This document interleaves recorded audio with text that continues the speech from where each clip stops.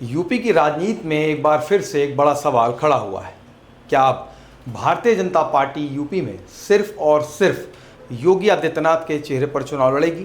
क्या भाजपा के लिए अब मोदी प्लस योगी सबसे बड़ा चुनावी फॉर्मूला बन चुका है?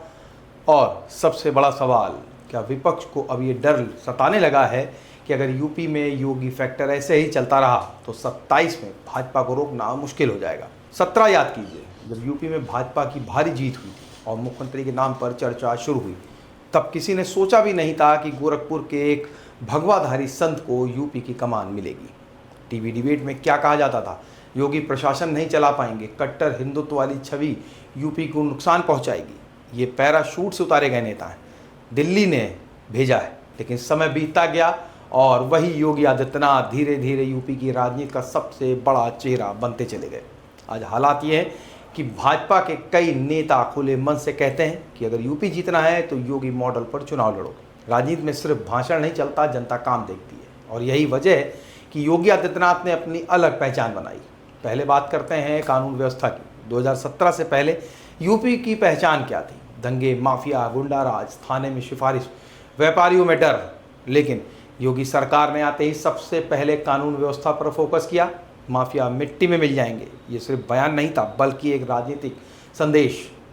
बुलडोजर एक्शन शुरू हुआ, माफियाओं की अवैध संपत्तियों पर कार्रवाई होने लगी। अतीक अहमद हो, मुख्तार अंसारी हो या दूसरे बाहुबली, सरकार ने साफ संदेश दिया कि अब यूपी में सरकार का राज चलेगा। यही बुलडोजर आगे चलकर योगी आदित्यनाथ की सबसे बड़ी राजनीतिक पहचान बन गया। आज देश के दूसरे राज्यों में भी भाजपा के नेता कहते हैं योगी मॉडल चाहिए। यहाँ तक कि चुनावी रैलियों में भी बुलडोजर के छोटे छोटे मॉडल लेकर लोग पहुँचते हैं। यानी एक प्रशासनिक कार्रवाई और राजनीतिक ब्रांड बन गई। अब सवाल यह है कि जनता ने इसे कैसे देखा। यूपी के आम आदमी सबसे पहले सुरक्षा चाहता है। व्यापारी चाहता है कि दुकान सुरक्षित रहे, माँ बाप चाहते हैं बेटियाँ सुरक्षित रहें। और अब जनता को लगता है कि सरकार सख्त है और सीधा फायदा सत्ता को मिलता है। और इसीलिए 2022 में भाजपा ने दोबारा सरकार बनाई। यूपी में लगातार दूसरी बार पूर्ण बहुमत से सरकार बनाना आसान नहीं था, लेकिन भाजपा ने यह कर दिखाया। और यही वो पल था जब लोगों को समझ आया कि योगी सिर्फ संघ या भाजपा के नेता नहीं बल्कि जनता के बीच बड़ा जनाधार बना चुके हैं। आज योगी सिर्फ यूपी तक सीमित नहीं है। आप महाराष्ट्र जाइए, राजस्थान जाइए, हरियाणा जाइए, बिहार जाइए, कई राज्यों में भाजपा योगी की रैलियां कराती है और योगी की छवि को एक ऐसे नेता की बन चुकी है जो हिंदुत्व, सख्त प्रशासन दोनों के साथ चलता है। और भारतीय जनता पार्टी को यही कॉम्बिनेशन चाहिए। अब जरा विपक्ष की हालत समझिए। समाजवादी पार्टी क्या कर रही है? लगातार भाजपा पर हमला कर रही है, लेकिन जमीन पर सबसे बड़ा संकट क्या है? योगी की लोकप्रियता।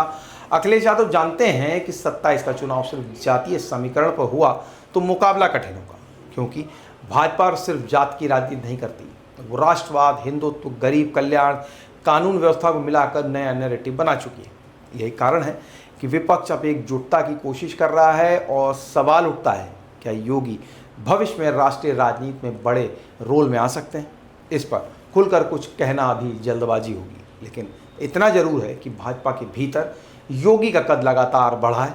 उनकी रैलियों में भीड़ आती है, उनका बयान सुर्खियां बनते हैं और सोशल मीडिया पर उनका समर्थक वर्ग बेहद आक्रामक और सक्रिय दिखाई देता है। यही भाजपा के लिए योगी सिर्फ मुख्यमंत्री नहीं, एक बड़ा राजनीतिक ब्रांड बन चुके हैं। अब यही बात विपक्ष की चिंता बढ़ाती है। इसीलिए अखिलेश यादव जैसे नेता दूसरे क्षेत्रीय दलों के नेताओं से संपर्क बनाते दिखते हैं। 27 का चुनाव एक राज्य का चुनाव नहीं होगा, ये भाजपा बनाम विपक्ष की सबसे बड़ी लड़ाई में से एक होगा। अगर ये चुनाव यूपी में भाजपा जीतती है तो 29 के लोकसभा चुनाव से पहले उसका मनोबल और बढ़ेगा। और अगर विपक्ष अच्छा प्रदर्शन करता है तो राष्ट्रीय राजनीति का पूरा समीकरण बदल सकता है। यही कारण है कि अभी से बयानबाजी तेज हो चुकी है। एक तरफ भाजपा योगी मॉडल को आगे बढ़ा रही है तो दूसरी तरफ विपक्ष नए समीकरण तलाश रहा है। लेकिन अंतिम फैसला हमेशा जनता करती है। जनता देखती है काम किसने किया, सुरक्षा किसने दी और किसने विकास किया और किसने सिर्फ राजनीति। 17 में जिन लोगों ने कहा था कि पैराशूट से उतारे गए नेता हैं, आज वही लोग मानते हैं कि योगी ने अपनी अलग राजनीतिक जमीन तैयार कर ली। यही वजह भाजपा लगातार उनके चेहरे को आगे बढ़ा रही है और शायद यही वजह है कि विपक्ष भी अब ज़्यादा आक्रामक और ज़्यादा बेचैन दिखाई दे रहा है। अब देखना होगा कि 27 की जंग में जनता किसके साथ खड़ी होती है।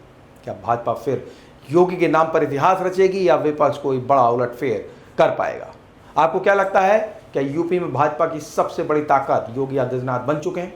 और क्या अखिलेश की विपक्षी एकजुटता भाजपा को चुनौती दे पाएगी? हमें अपनी राय कमेंट सेक्शन बॉक्स में जरूर दें। वीडियो को लाइक करें, शेयर करें, चैनल को सब्सक्राइब नहीं किया हो तो आज ही करें। मिलेंगे एक नए वीडियो के साथ। नमस्कार।